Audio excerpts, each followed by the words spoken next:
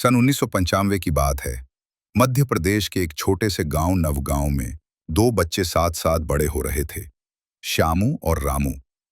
दोनों के घर मिट्टी से बने थे। छत पर खपरेल की छाया और आंगन में तुलसी का चौबारा। दोनों घर आमने सामने थे। एक ही स्कूल में पढ़ते, एक साथ गेहूं के खेतों में खेलते, एक ही कुएं से पानी पीते।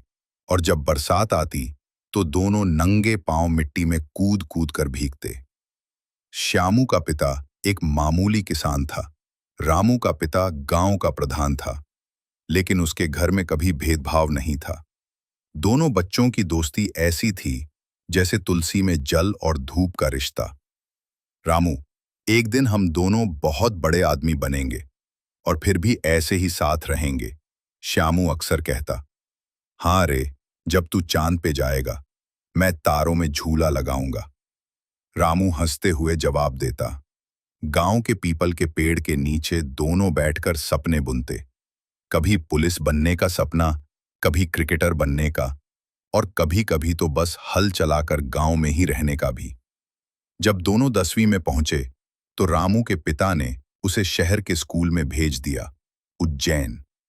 श्यामू के पिता के पास इतने पैसे नहीं थे।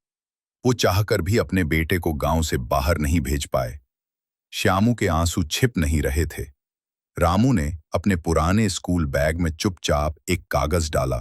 उस पर लिखा था, मैं लौटकर जरूर आऊंगा जैसे सावन आता है। तब तक अपने सपनों को मत छोड़ना दोस्त। धीरे धीरे चिट्ठियां आनी बंद हो गईं। अब तो सिर्फ त्योहारों पर एक कार्ड आ जाता, वो भी बिना किसी निजी बात के। क्या रामू ने मुझे भुला दिया या मैं ही उसकी दुनिया से बाहर हो गया? गांव में एक दिन स्कूल की नौकरी निकली। श्यामू ने आवेदन दिया और लग भी गया। अब वो बच्चों को वही सपना दिखाता जो कभी उसने और रामू ने मिलकर देखा था। रामू अब मुंबई में था। उसने इंजीनियरिंग कर ली थी और एक मल्टीनेशनल कंपनी में जॉब करता था। उसके पास सब कुछ था, पैसा, गाड़ी, बड़ा फ्लैट, लेकिन भीतर कहीं कुछ अधूरा था। एक दिन ऑफिस से लौटते समय उसे बचपन की एक फोटो मिली। उसके बटुए में पड़ी थी। उसमें वो और श्यामू पीपल के नीचे बैठे थे। उसे अचानक याद आया, मैंने उसे खत भेजने का वादा किया था। क्या उसने मेरा इंतजार किया होगा? अगले ही हफ्ते उसने एक चिट्ठी लिखी। उसे पता नहीं था कि श्यामू अब भी उसी पते पर होगा या नहीं, लेकिन उम्मीद में उसने भेज दी। पूर्णिमा की रात आई।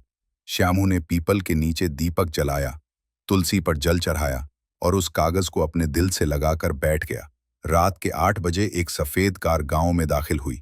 रामू उतरा, बाल कुछ सफेद, आंखें नम। दोनों की नजरें मिली। कुछ कहने की जरूरत नहीं थी। दोनों एक दूसरे से लिपट कर रो पड़े। बचपन, यादें, शिकायतें सब बह गए।